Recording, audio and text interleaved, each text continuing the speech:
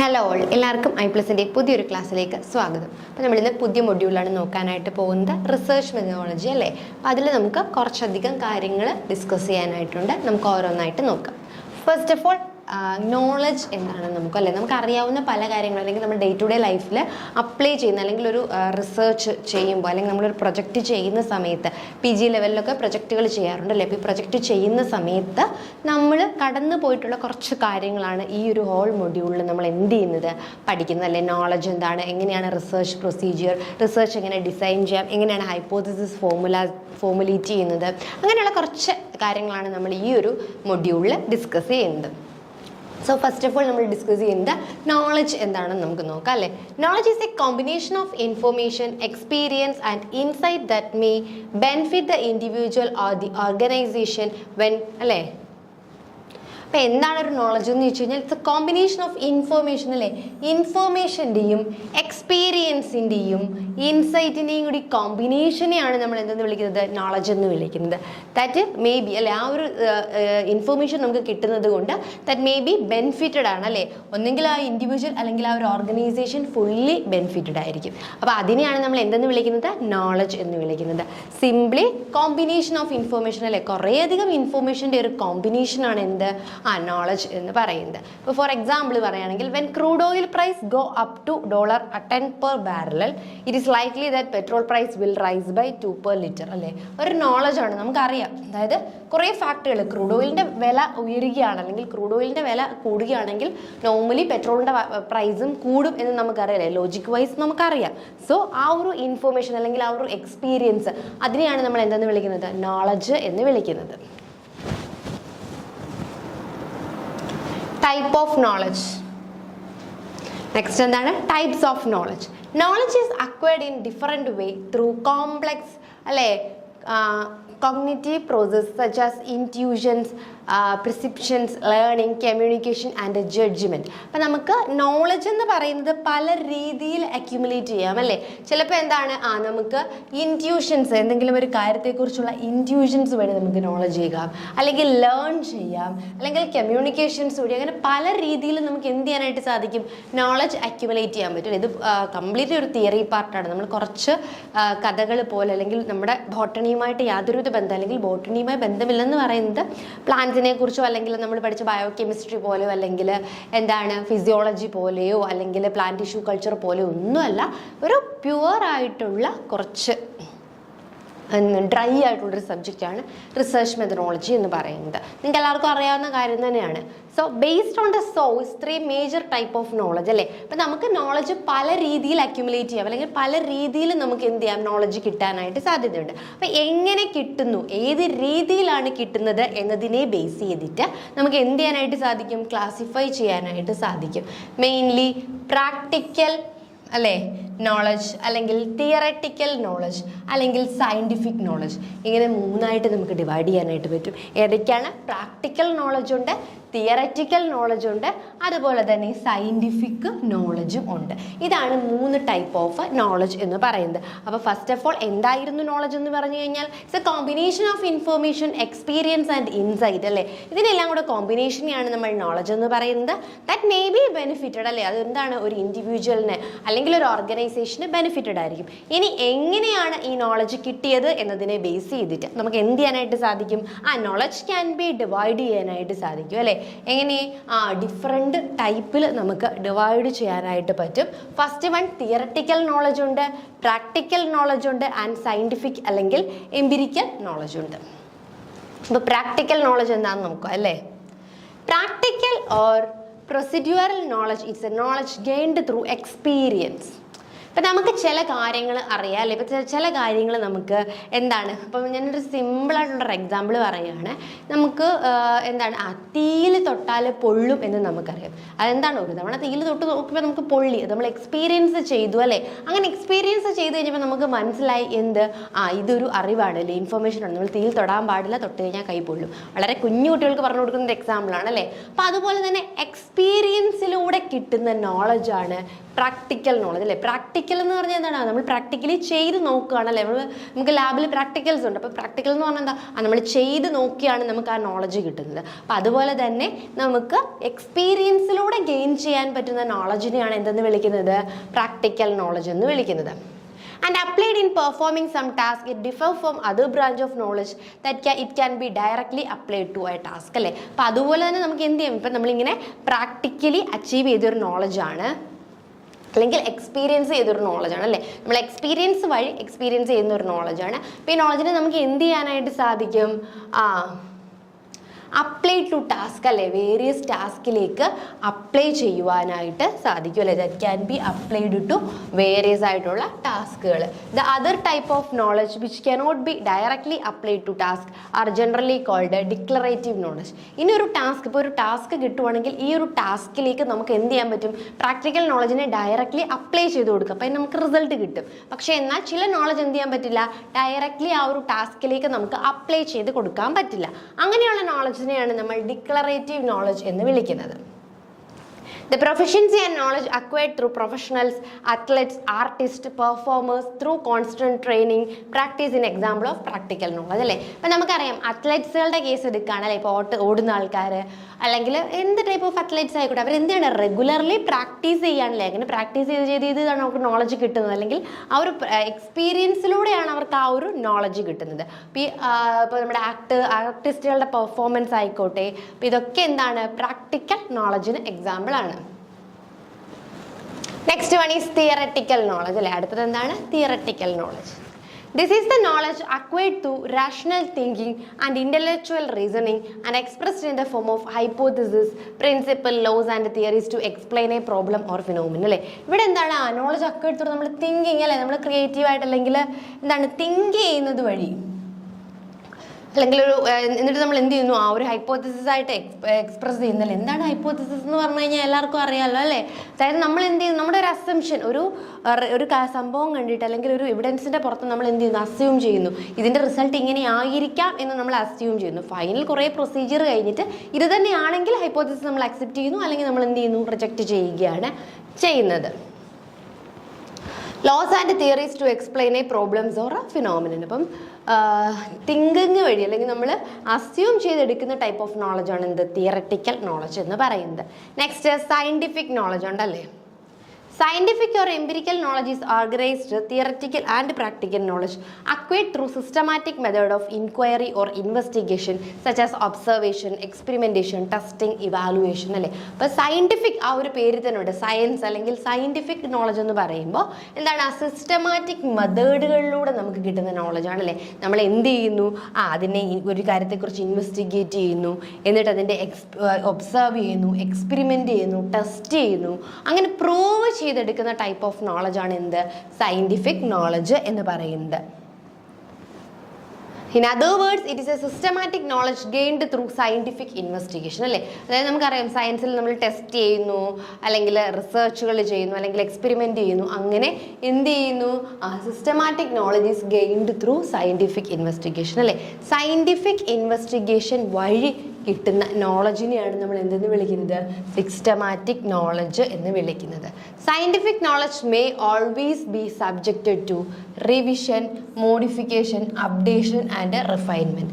So old concept may be revised അല്ലേ. ഇപ്പോൾ ഈ സയൻറ്റിഫിക് നോളജ് എന്ന് പറഞ്ഞാൽ കോൺസ്റ്റൻ്റ് അല്ലല്ലേ. അതെന്ത് ചെയ്യും, നമ്മൾ റിവൈസ് ചെയ്തുകൊണ്ടിരിക്കും, അല്ലെങ്കിൽ അതിനകത്ത് ആഡ് ചെയ്തുകൊണ്ടിരിക്കും, അപ്ഡേറ്റ് ചെയ്തുകൊണ്ടിരിക്കും. അപ്പോൾ അതെന്ത് ചെയ്യുന്നു, ആ ഓൾഡ് കൺസെപ്റ്റുകളൊക്കെ നമ്മൾ എന്ത് ചെയ്യുന്നു, റിവൈസ് ചെയ്ത് മോഡിഫൈ ചെയ്തിട്ട് whenever new facts are brought to light, new data are made available and new concepts are formulated with the help of improved and sophisticated tools and ടെക്നിക്കുകൾ. അപ്പോൾ നമ്മൾ എന്ത് ചെയ്യുന്നു, ആ പുതിയ ടൂൾസും കാര്യങ്ങളൊക്കെ ഉപയോഗിച്ച് ആ നോളജിനെ ഇങ്ങനെ വീണ്ടും എന്ത് ചെയ്യുന്നുണ്ട്, ആ മൂർച്ച കൂട്ടി എടുക്കുന്നുണ്ട്, അല്ലെങ്കിൽ അതിനെ ചേഞ്ച് ചെയ്ത് അപ്ഡേറ്റ് ചെയ്തുകൊണ്ടിരിക്കുന്ന ടൈപ്പ് ഓഫ് നോളജാണ് എന്തെന്ന് പറയുന്നത്, സയൻറ്റിഫിക് നോളജ്. സയൻറ്റിഫിക് ഇൻവെസ്റ്റിഗേഷൻസ് വഴി കിട്ടുന്നൊരു നോളജാണ് അല്ലേ ഈ ഒരു സയൻറ്റിഫിക് നോളജ് എന്ന് പറയുന്നത്. സോ നമ്മൾ നോളജിനെ കുറിച്ചാണ് പറഞ്ഞത്. നോളജ് എന്തായിരുന്നു? Knowledge is a combination of informations അല്ലെ, ഇൻഫർമേഷന്റെ കോമ്പിനേഷൻസിനെയാണ് നമ്മൾ എന്തെന്ന് വിളിക്കുന്നത്? നോളജുകൾ എന്ന് വിളിക്കുന്നത്. Experience and insight that may be benefit the individual or the organisation അല്ലേ. അപ്പം അങ്ങനെ ഒരു ഗ്രൂപ്പ് ഓഫ് അല്ലെങ്കിൽ combination of information that is benefited to any other person അല്ലേ, എനി അതർ പേഴ്സണിന് ബെനിഫിറ്റഡ് ആവുന്ന കോമ്പിനേഷൻ ഓഫ് ഇൻഫർമേഷൻ ആണ് നോളജ്. നോളജ് എങ്ങനെ കിട്ടി, അല്ലെങ്കിൽ പല രീതിയിൽ ഒരാൾക്ക് നോളജ് എന്ത് ചെയ്യാം, അക്വയർ ചെയ്യാനായിട്ട് പറ്റും. അപ്പോൾ ആ കിട്ടിയ രീതി അനുസരിച്ച് knowledge can be divided into practical knowledge, theoretical knowledge and scientific knowledge. Where is practical knowledge means എന്തായിരുന്നു? The knowledge acquired through the experience അല്ലേ, നമ്മൾ എക്സ്പീരിയൻസിലൂടെ നമുക്ക് കിട്ടുന്ന ഒരു നോളജ് ഉണ്ട് അല്ലേ. ചില കാര്യങ്ങൾ എക്സ്പീരിയൻസിലൂടെ മാത്രമേ നമുക്ക് കിട്ടൂ, അല്ലെങ്കിൽ നമ്മളത് മനസ്സിലാക്കി എടുക്കുകയുള്ളൂ. അങ്ങനെയുള്ള നോളജാണ് practical knowledge. Then theoretical knowledge എന്ന് പറയുമ്പോൾ നമ്മുടെ റാഷണൽ തിങ്കിങ് വഴി കിട്ടുന്നത്. അപ്പം നമ്മൾ എന്ത് ചെയ്യുന്നു? അസ്യൂം ചെയ്യുന്നു ഇന്നത് ഇതാണ്, അപ്പം അതിലേക്ക് എത്താനുള്ളൊരു ഇതാണ് അല്ലേ അപ്പോൾ ഇന്നൊരു ഫാക്ട് വെച്ച് നോക്കുമ്പോൾ ഇന്നതാണ് കിട്ടേണ്ടത് എന്ന് നമ്മൾ ഓൾറെഡി എന്ത് ചെയ്യുക ചെയ്യുന്നത്? അസ്യൂം ചെയ്യുകയാണ് ചെയ്യുന്നത്. Next one is scientific knowledge അല്ലേ. അടുത്തത് എന്താണ്? Scientific knowledge. ഈ സയന്റിഫിക് നോളജ് എന്ന് പറയുമ്പോൾ ആ ഒരു സയന്റിഫിക് മെത്തേഡ് വഴി നമ്മൾ പ്രോപ്പറായിട്ടുള്ളൊരു സയന്റിഫിക് മെത്തേഡുകൾ ഉണ്ടല്ലേ, ഒബ്സർവേഷൻ, എക്സ്പെരിമെൻറ്റേഷൻ, ടെസ്റ്റിംഗ്, അങ്ങനെയുള്ള ആ ഒരു പ്രൊസീജിയർ വഴി നമുക്ക് അക്യുമുലേറ്റ് ചെയ്യുന്ന നോളജാണ് നമ്മൾ സയന്റിഫിക് നോളജ് എന്ന് പറയുന്നത്. ഈ ഒരു നോളജിനെ നമുക്ക് എന്ത് ചെയ്യാനായിട്ട് സാധിക്കും? ചേഞ്ച് ചെയ്യാനായിട്ട് പറ്റും. അല്ലെങ്കിൽ ചേഞ്ച് എന്ന് പറഞ്ഞു കഴിഞ്ഞാൽ ഓൾറെഡി എപ്പോഴും അങ്ങനെ ഇരിക്കുകയല്ല, നമ്മൾ അതിനനുസരിച്ച് പഠിക്കുകയും വായിക്കുകയും അപ്ഡേറ്റ് ചെയ്തുകൊണ്ടും ഇരിക്കുന്നതായിരിക്കും സയന്റിഫിക് നോളജ് എന്ന് പറയുന്നത്. Okay, next one is information. അപ്പോൾ കുറേയധികം ഇൻഫോർമേഷൻസ് ചേർന്നിട്ടാണ് നോളജ് കിട്ടിയെന്ന് പറഞ്ഞു അല്ലേ. കുറേ ഇൻഫോർമേഷൻസ് ചേർന്നിട്ട് നോളജ് കിട്ടി. അപ്പോൾ എന്താണ് ഇൻഫോർമേഷൻ എന്ന് പറഞ്ഞു കഴിഞ്ഞാൽ? word information has diverse meaning and implications which cannot be adequately revealed by a definition. Nevertheless, information can be considered as sum total of heard, told, communicated അല്ലേ. അപ്പം നമുക്കൊരു ഡെഫിനിഷൻ, ഇപ്പോൾ ഇൻഫോർമേഷൻ എന്നുള്ളൊരു ടേമിനൊന്നും നമുക്കൊരു ഡെഫിനിഷൻ പ്രൊവൈഡ് ചെയ്യാൻ പറഞ്ഞാൽ അത്ര എളുപ്പമല്ല അല്ലേ. എങ്കിലും നമുക്ക് ചോദിച്ചു കഴിഞ്ഞാൽ information can be consider as sum total of heard, നമ്മൾ എന്തൊക്കെയോ കേട്ടത്, പറഞ്ഞ കാര്യങ്ങൾ, കമ്മ്യൂണിക്കേറ്റ് ചെയ്തത്, ഡിസ്കവർ ചെയ്തത്, ന്യൂസ്, ഫാക്റ്റ്, ഡേറ്റ, ഇവയുടെ എല്ലാം കൂടി ഒരു സം ടോട്ടലാണ് എന്തെന്ന് പറയുന്നത്? ഇൻഫർമേഷൻസ് എന്ന് പറയുന്നത്. ഇവയുടെ എല്ലാം കൂടി ഒരു സം ടോട്ടലിനെയാണ് നമ്മൾ എന്തെന്ന് വിളിക്കുന്നത്? ഇൻഫർമേഷൻ എന്ന് വിളിക്കുന്നത് അല്ലേ. The news, knowledge and fact communicated to somebody, the data fed into a machine, the secret passed on a police, the knowledge obtained by investigation study, the complaint communication to a judicial officer, etc. The example of information. മനസ്സിലായോ? അതായത് ഇപ്പം ഒരു information ആണല്ലോ, നമ്മളൊരു പോലീസിനോട് ഒരു കാര്യം പറഞ്ഞു കൊടുത്തു, ഒരു എന്തെങ്കിലും ഒരു കാര്യം ആയിക്കോട്ടെ, അതൊരു ഇൻഫോർമേഷൻ ആണ്. നെക്സ്റ്റ് ഒരു മെഷീനിലേക്ക് നമ്മളൊരു ഡേറ്റ കൊടുത്തു, അതെന്താണ്? ഒരു ഇൻഫോർമേഷൻ ആണ്. അങ്ങനെയുള്ള കുറേ ഇൻഫോർമേഷൻസ് ചേരുന്നതാണ് എന്ത്? നമ്മുടെ നോളജ് എന്ന് പറയുന്നത്. ഇവിടെ ഇൻഫോർമേഷൻ എന്താണെന്ന് മനസ്സിലായോ? കണ്ടതും കേട്ടതും അല്ലെങ്കിൽ ഡിസ്കവർ ചെയ്തതും കമ്മ്യൂണിക്കേറ്റ് ചെയ്തതുമായിട്ടുള്ളതിൻ്റെ ആകെ തുകയാണ് എന്തെന്ന് പറയുന്നത്? നമ്മുടെ ഇൻഫോർമേഷൻ എന്ന് പറയുന്നത്. Human brain is an exceptionally complex functional system which can process, store and receive the information that come from the outside world അല്ലേ. അപ്പം നമുക്ക് എന്ത് ചെയ്യാം? നമ്മുടെ ഹ്യൂമൻ ബ്രെയിൻ എന്ന് പറയുന്ന ഒരു വലിയ സംഭവം, നമുക്ക് ചുറ്റും നടക്കുന്ന നമ്മുടെ ബ്രെയിനിൽ എന്തോരം ഇൻഫോർമേഷൻസ് ഉണ്ടല്ലേ, വേണ്ടതും ആവശ്യമുള്ളതും ഇല്ലാത്തതുമായിട്ടുള്ള ഒരുപാട് ഇൻഫോർമേഷൻസ് നമ്മൾ സ്റ്റോർ ചെയ്ത് വെച്ചിരിക്കുന്ന സ്ഥലമാണല്ലേ. ഇപ്പോൾ വരുന്ന വഴിക്ക് കണ്ടതും കേട്ടതുമായിട്ടുള്ളത്, അല്ലെങ്കിൽ നിങ്ങളൊരു സ്ഥലത്തേക്ക് പോവുക, അല്ലെങ്കിൽ പിന്നെ വീട്ടിൽ തന്നെ ഇരിക്കുക, അപ്പോൾ നമ്മൾ ഫോൺ നോക്കുന്നു, ഫോണിൽ നിന്ന് കിട്ടുന്ന കുറേ ഇൻഫോർമേഷൻസ്, അങ്ങനെ പലതും ഉള്ളതിനേക്കാൾ കൂടുതൽ ആവശ്യമില്ലാത്ത ഇൻഫോർമേഷൻസ് ആയിരിക്കും നമ്മൾ എന്ത് ചെയ്തിട്ടുള്ളത്? സ്റ്റോർ ചെയ്ത് വെച്ചിട്ടുള്ളത്. Knowledge bring about A change the behaviour or attitude of. അപ്പം നമുക്ക് ചോദിക്കുക എന്താണ് ഡിഫറൻസ് ബിറ്റ്വീൻ നോളജും അതുപോലെ തന്നെ ഇൻഫോർമേഷനും അല്ലേ. എന്താണ് നോളജും ഇൻഫോർമേഷനും തമ്മിലുള്ള വ്യത്യാസം? കുറേയധികം ഇൻഫോർമേഷൻസ് ചേരുമ്പോൾ നോളജ് ഉണ്ടാവുന്നു എന്ന് നമുക്ക് നമ്മൾ പറഞ്ഞു. പക്ഷേ എന്താണ് ഈ നോളജും ഇൻഫോർമേഷനും തമ്മിലുള്ള വ്യത്യാസം എന്ന് ചോദിച്ചാൽ, knowledge bring about A change in the behaviour or attitude of A person അല്ലേ. നോളജ് കിട്ടിക്കഴിയുമ്പോൾ നമുക്ക് എന്ത് കിട്ടും? ആ ഒരു ഇത് കിട്ടിക്കഴിയുമ്പോൾ നമ്മുടെ ആ ഒരു പേഴ്സൻ്റെ ആറ്റിറ്റ്യൂഡ് അല്ലെങ്കിൽ അയാളുടെ ബിഹേവിയറിൽ തന്നെ ഒരു ചേഞ്ച് ഉണ്ടാകും. എന്നാൽ information may not cause some change. The statutory warning or instruction, stop, watch and proceed displayed and signboard at a traffic junction can be taken as example അല്ലേ. ഇപ്പം നമുക്കൊരു അറിവ് അല്ലെങ്കിൽ നോളജ് എന്ന് പറയുന്ന സംഭവം കിട്ടിക്കഴിയുമ്പോൾ അത് നമ്മൾ എന്താണ് നമ്മുടെ ഡേ ടു ഡേ ലൈഫിൽ അത് ബാധിക്കും, നമ്മുടെ ക്യാരക്ടേഴ്സും ഒക്കെ ചേഞ്ച് ചെയ്യാനായിട്ട് സാധ്യതയുണ്ട്. എന്നാൽ ഇൻഫർമേഷൻ എന്ന് പറയുമ്പോൾ നമ്മൾ എന്താണ്? അറിവ് കിട്ടിപ്പോയി. ഇപ്പം നമ്മൾ എന്ത് ചെയ്യുന്നു? Smoking is injurious to health, അതൊരു ഇൻഫർമേഷൻ ആണ് അല്ലേ, അത് ഇൻഫർമേഷൻ ആണ്. ആ ഇൻഫർമേഷൻ നമ്മൾ എന്ത് ചെയ്യുന്നു, അക്വയർ ചെയ്ത് നമുക്ക് അറിയാം smoking is injurious to health. പക്ഷെ നമ്മൾ എന്ത് ചെയ്യുന്നുണ്ടോ, ഒബേ ചെയ്യുന്നുണ്ടോ? ഇല്ല. ഒബേ ചെയ്യാത്ത ആൾക്കാർ, ഒബേ ചെയ്യുന്നവരുണ്ട്. അവർക്ക് എന്ത് വേണം, നോളജ് കാണുമല്ലേ അതിനെപ്പറ്റി. ആ സ്മോക്ക് ചെയ്ത് കഴിഞ്ഞാൽ എന്ത് പറ്റും, ആ ക്യാൻസർ വരും. ക്യാൻസർ വന്നു കഴിഞ്ഞാൽ നമുക്കറിയാം എന്തൊക്കെയാണ് അതിന് നെഗറ്റീവ് എഫക്റ്റുകൾ. ഹോസ്പിറ്റലുകളിൽ പോകണം, അതുപോലെ തന്നെ റേഡിയേഷൻസ്, നെഗറ്റീവ് എഫക്റ്റ്, നമുക്ക് മരണം വരെ സംഭവിക്കാം. അങ്ങനെയുള്ള അതിനെ തുടർന്നുള്ള കാര്യങ്ങളെല്ലാം എന്ത് ചെയ്യാം, ആ ഒരു പേഴ്സൺ അറിയാം. അപ്പം അയാൾക്ക് എന്തുകൊണ്ട്, നോളജ് ഉണ്ട്. അപ്പം അയാൾ എന്ത് ചെയ്യും, സ്മോക്കിംഗ് ക്വിറ്റ് ചെയ്യും അല്ലെ, ബിഹേവിയറിൽ ചേഞ്ച് വന്നു, ഇനി സ്മോക്ക് ചെയ്യാൻ പാടില്ല. എന്നാൽ ഇൻഫർമേഷൻ മാത്രമേ ഉള്ള ഒരാൾ smoking is injurious to health, smoke ചെയ്താൽ അത് ഹെൽത്തിനൊട്ടും കൊള്ളില്ല എന്ന് മനസ്സിലാക്കിയ ഒരാൾ, അയാൾ എന്ത് ചെയ്യും, വീണ്ടും അത് കണ്ടിന്യൂ ചെയ്യും അല്ലെ, അയാളുടെ ബിഹേവിയറിൽ ഒന്നും ചേഞ്ച് വരില്ല. അതാണ് എക്സാമ്പിളായിട്ട് നമുക്ക് പറയാനായിട്ടുള്ള 2 കാര്യം. അപ്പോൾ ഇൻഫർമേഷനും നോളജും തമ്മിലുള്ള വ്യത്യാസം മനസ്സിലായല്ലോ അല്ലേ. നോളജ് എന്ന് പറയുന്നത് ഒരാളുടെ ബിഹേവിയറിൽ, അല്ലെങ്കിൽ ആ ഒരു നോളജ് അക്വയർ ചെയ്ത് കഴിഞ്ഞാൽ അയാളുടെ ബിഹേവിയറിൽ എന്ത് ഉണ്ടായിരിക്കും, നല്ല രീതിയിലുള്ള ചേഞ്ച് ഉണ്ടാവും. If a person reads it, drives straight, unmindful of it, it remains as an information for him. If he obey the instruction, it became a knowledge to him. അതായത് നമ്മൾ ആ ഒരു ഇൻസ്ട്രക്ഷൻ, ഇപ്പോൾ smoking is injurious to health, അത് obey ചെയ്യുകയാണെങ്കിൽ that man has the knowledge അല്ലേ, അദ്ദേഹത്തിന് ആ നോളജ് ഉണ്ട്. ഇനി അത് ഒബേ ചെയ്യുന്നില്ലെങ്കിൽ അതൊരു ഇൻഫർമേഷൻ മാത്രമാണ്. അയാളോട് ചോദിച്ചാൽ അയാൾക്ക് അറിയാം, നമുക്കറിയാം എന്താ സ്മോക്ക് ചെയ്യാൻ പാടില്ല, അത് ഹെൽത്തിന് നല്ലതല്ല എന്നറിയാം. അയാൾ അതിനെ ക്വിറ്റ് ചെയ്യുന്നില്ല, പിന്നെയും എന്ത് ചെയ്യും, കണ്ടിന്യൂ ചെയ്തുകൊണ്ടേയിരിക്കും. ക്ലിയർ അല്ലേ? Next, what is science? നമുക്ക് എക്സ്പ്ലെയിൻ തന്നെ ചെയ്യേണ്ട കാര്യമില്ലല്ലോ, എല്ലാവർക്കും അറിയാവുന്ന കാര്യം. അപ്പം നോളജ്, ഇൻഫർമേഷൻ, ഡിഫറൻസ്, ഈ 3 ടേമുകൾ എല്ലാവർക്കും ക്ലിയർ ആയോ? എന്താണ് നോളജ്, എന്താണ് ഇൻഫോർമേഷൻസ് എന്നുള്ള കാര്യങ്ങൾ ക്ലിയർ ആയല്ലോ അല്ലേ. നെക്സ്റ്റ് നോക്കിയേ, വാട്ട് ഈസ് സയൻസ്? എന്താണ് സയൻസ് അല്ലേ? നമ്മൾ ഏകദേശം പണ്ട് മുതലേ പഠിക്കും, നമുക്കറിയാം എന്താണ് സയൻസ്. ഈ ഒരു കാര്യങ്ങൾക്കൊന്നും ഡെഫിനിഷൻ ഒന്നും എന്തായാലും നമ്മുടെ എക്സാമിന് ചോദിക്കാൻ പോകുന്നില്ല. പക്ഷെ നമ്മൾ എന്ത് ചെയ്യണം, സിലബസിൽ ഉള്ളതുകൊണ്ട് ഒന്ന് മനസ്സിലാക്കി വെക്കുക. The English word science is derived from a Latin word scientia, meaning knowledge. അല്ലെ, സയൻസ് എന്ന് പറയുന്നതിന്റെ അർത്ഥമേ എന്താണ്, which is known as knowledge. Knowledge എന്നാണ് എന്തിൻ്റെ അർത്ഥം, നമ്മുടെ സയൻസിൻ്റെ അർത്ഥം. But at present it represent the knowledge that is gained through observation അല്ലേ. അപ്പോൾ വെറുതെ കിട്ടുന്ന നോളജ് അല്ല, സയൻസ് എന്ന് പറഞ്ഞാൽ നോളജ് ആണ്, പക്ഷെ അത് വെറുതെ കിട്ടുന്ന നോളജ് അല്ല. It is gained through observation. എന്ത് വഴി കിട്ടണം, ഒബ്സർവേഷൻസ് വഴി കിട്ടണം. എക്സ്പെരിമെന്റേഷൻസ് അല്ലേ, നമ്മൾ എക്സ്പെരിമെന്റ്സ് ചെയ്യില്ലേ, എക്സ്പെരിമെന്റ്സ് വഴി, ഒബ്സർവേഷൻസ് വഴി, ആൻഡ് ഇന്റർപ്രിട്ടേഷൻ ആൻഡ് ജനറലൈസേഷൻ വഴി. Generalization in turn involve the formulation of hypotheses, theories, principles and laws. അപ്പം science means it's A knowledge അല്ലേ. സയൻസ് എന്ന് പറഞ്ഞാൽ നോളജ് ആണ്, പക്ഷെ വെറും നോളജ് അല്ല.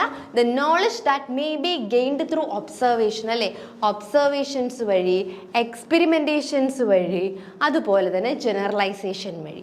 ജനറലൈസേഷൻ എന്താ ഉദ്ദേശിക്കുന്നതെന്ന് വെച്ച് കഴിഞ്ഞാൽ involve the formulation of hypothesis അല്ലെ, ഹൈപ്പോത്തിസിസ് ഫോർമുലേഷൻ, അതുപോലെ തന്നെ തിയറിയുടെ ഫോർമുലേഷൻ, പ്രിൻസിപ്പിൾസ്, ലോസ്. അപ്പം ഇതിൽ നിന്നൊക്കെ കിട്ടുന്ന നോളജുകൾ ചേർന്നതാണ് എന്തെന്ന് പറയുന്നത്, സയൻസ് എന്ന് നമുക്ക് പറയാനായിട്ട് സാധിക്കുന്നത്. അപ്പൊ ക്ലിയർ ആയോ എന്താണ് സയൻസ് എന്നുള്ളത്? The realm of science include anything observable in the universe.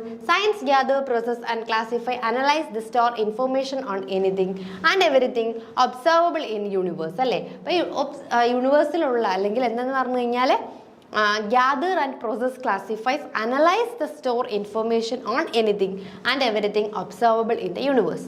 All matters of scientific inquiry must be measurable in one way or another.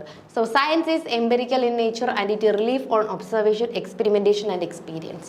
But science എന്ന് പറയുന്ന വേർഡിന്റെ മീനിങ് മെയിൻലി നോളജ് എന്നാണ്. Mainly science is consist of observation, experimentation and experience. ഇതുവഴി കിട്ടുന്ന നോളജുകളെ കുറിച്ചുള്ള സ്റ്റഡിയാണ് നമ്മൾ സയൻസിൽ ചെയ്യുന്നത്. അപ്പൊ ക്ലിയർ ആയോ സയൻസ് എന്താണെന്ന്? Science serve two basic purpose, namely provide explanation for natural observation അല്ലേ. അപ്പൊ സയൻസ് മെയിൻലി എന്താണ് തരുന്നതെന്ന് നോക്കിക്കഴിഞ്ഞാൽ, ഒരു നാച്ചുറലി നമ്മൾ ഒബ്സർവ് ചെയ്തു, ഇപ്പൊ നമ്മൾ ഒബ്സർവ് ചെയ്യുകയാണ് അല്ലേ, എന്തെങ്കിലും ഒരു പ്രോസസ്സ് ആയിക്കോട്ടെ, നമ്മളത് ഒബ്സർവ് ചെയ്ത് കഴിഞ്ഞാൽ അതിൻ്റെ എക്സ്പ്ലനേഷൻ പ്രൊവൈഡ് ചെയ്യാൻ ആർക്ക് സാധിക്കും? സയൻസിന് സാധിക്കും.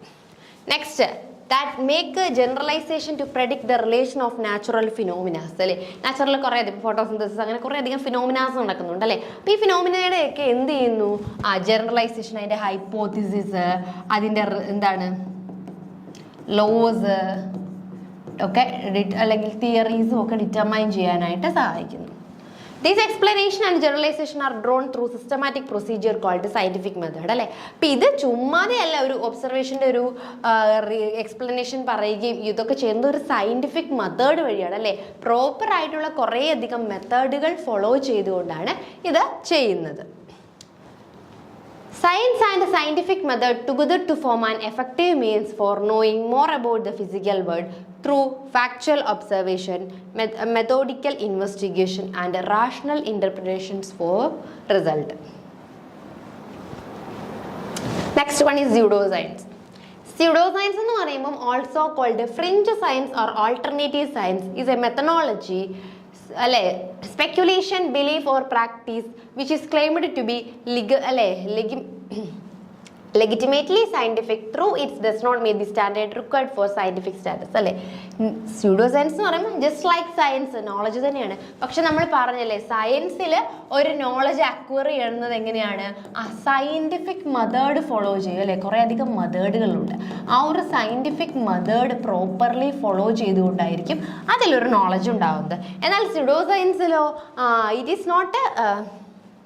it does not meet the standard required for scientific status. അല്ലേ, ആ ഒരു സയൻറ്റിഫിക് മെത്തേഡുകളൊന്നും പാലിച്ചുകൊണ്ടുള്ളതായിരിക്കില്ല സ്യൂഡോ സയൻസ് എന്ന് പറയുന്നത്. ഇറ്റ് ഈസ് നോട്ട് ഫാൾസിഫിയബിൾ അല്ലേ, തെറ്റാണെന്ന് നമുക്ക് പറയാനൊന്നും പറ്റില്ല. It does not follow an appropriate scientific methodology, അതാണ് അതിൻ്റെ main. And does not have supporting evidence അല്ലേ. ഇപ്പോൾ ഒരു സയൻസ് പറയുന്ന കുറച്ച് കാര്യങ്ങളുണ്ട്, എന്താണ് സപ്പോർട്ടിങ് എവിഡൻസ് വേണം, അതുപോലെ തന്നെ കുറച്ച് സയൻറ്റിഫിക് മെത്തഡോളജികളുണ്ട്. ഈ സയൻറ്റിഫിക് മെത്തഡോളജി ഒന്നും പ്രൊവൈഡ് ചെയ്യാത്ത അല്ലെങ്കിൽ ആ വേണ്ട എവിഡൻസുകൾ ഇല്ലാത്ത സയൻസ് ആണ് എന്ത്, സ്യൂഡോ സയൻസ് അല്ലെങ്കിൽ ഫോൾസ് സയൻസ് എന്നൊക്കെ പറയുന്നത്. Examples are telepathy, mind reading. Pseudo സയൻസിന് എക്സാമ്പിളാണ് മൈൻഡ് റീഡിങ്. നമുക്ക് ഒരിക്കലും തെറ്റാണെന്ന് പറയാനായിട്ട് പറ്റില്ല അല്ലേ. ഒരാൾ മൈൻഡ് റീഡ് ചെയ്തെടുക്കുന്ന കാര്യം തെറ്റാണെന്ന് പറയാൻ പറ്റില്ല, അത് ശരിയാണ്.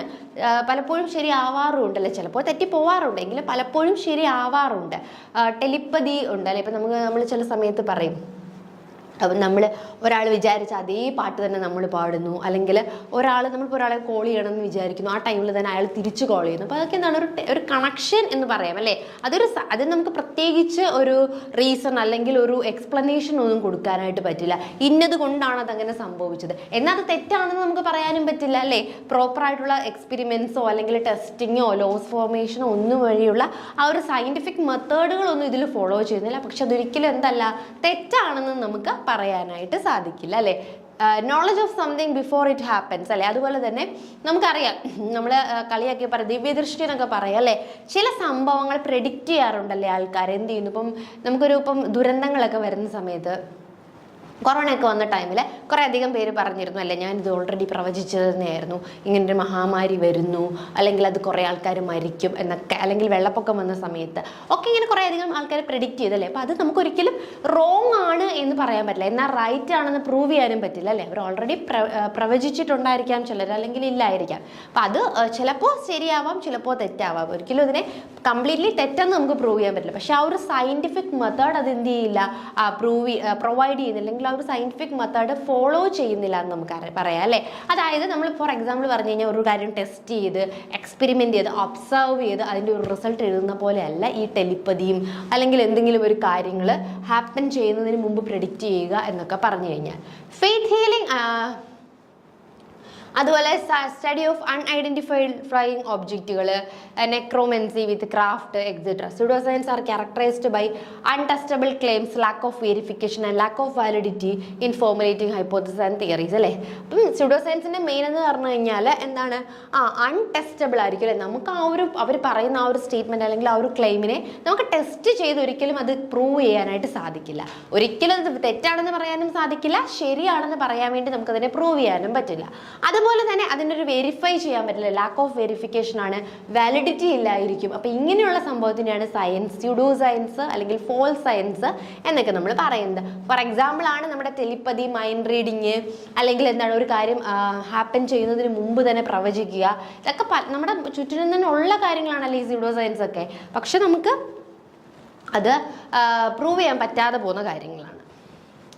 Next, another term, junk science, is sometimes applied to explain scientific hypothesis or conclusion which may be legitimate in themselves but are used to support an illegitimate or unjustifiable claim, stand or cause. Some fraudulent commercial advertisement whose claims are exaggerated and misleading come under this category. അല്ല, ഇനി ചില junk സയൻസും ഉണ്ട്. Junk science എന്ന് പറയുമ്പോൾ നമുക്കറിയാം അല്ലേ, ചില കൊമേഴ്ഷ്യൽ ആഡുകൾ അല്ലെങ്കിൽ കൊമേഴ്ഷ്യൽ അഡ്വർടൈസ്മെൻറ്റുകളൊക്കെ എന്ത് ചെയ്യുന്നുണ്ട്, നമുക്ക് തെറ്റായ, അത് ഫാൾസ് ഇൻഫോർമേഷൻസ് ആണ് പ്രൊവൈഡ് ചെയ്യുന്നത്.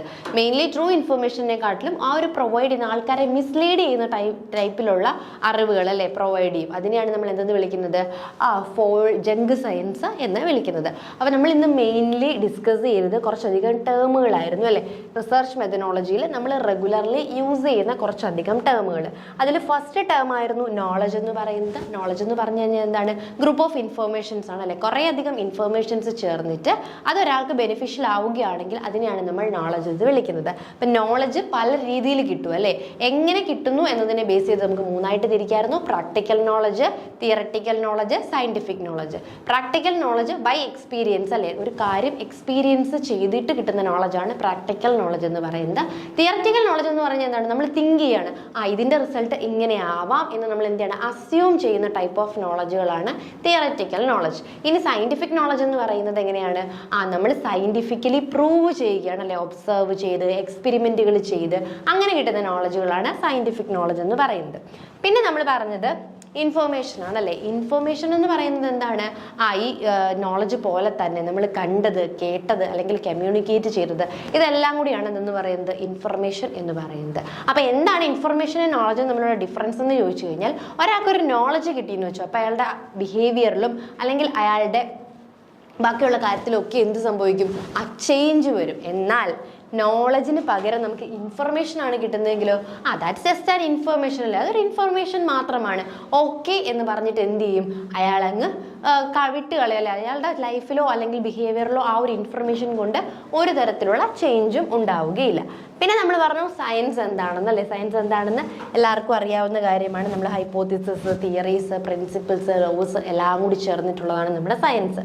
അപ്പോൾ സയൻസിന് തന്നെ ഒരു എതിരാണ് എന്ത്, സ്യൂഡോ സയൻസ് എന്ന് പറയുന്നത്. അപ്പോൾ സ്യൂഡോ സയൻസ് എന്ന് പറഞ്ഞാൽ സയൻസ് തന്നെയാണ്, പക്ഷെ നമ്മൾ ഒരു തരത്തിലുള്ള സയന്റിഫിക് മെത്തേഡും ഫോളോ ചെയ്യാത്ത സയൻസ്. അതായത് നമുക്കതിനെ ഒരിക്കലും എക്സ്പ്ലെയിൻ ചെയ്യാൻ പറ്റില്ല, അതിൻ്റെ റീസൺ എന്താണ് അല്ലെങ്കിൽ അതിൻ്റെ വാലിഡിറ്റി എന്താണെന്ന് എക്സ്പ്ലെയിൻ ചെയ്യാൻ പറ്റില്ല അല്ലേ. ഫോർ എക്സാമ്പിൾ ആണ് ടെലിപ്പതിയൊക്കെ, ഒരാളുടെ മൈൻഡ് റീഡ് ചെയ്യുക. അപ്പോൾ മൈൻഡ് റീഡ് ചെയ്യുന്ന കാര്യം ചിലപ്പോൾ എന്തായിരിക്കും, കറക്റ്റ് ആയിരിക്കും, പക്ഷെ അത് എങ്ങനെ റീഡ് ചെയ്യുന്നു അല്ലെങ്കിൽ എങ്ങനെയാണ് അതിൻ്റെ പിന്നിലുള്ള കാര്യമെന്നോ ഒന്നും ടെസ്റ്റബിൾ അല്ല അല്ലേ.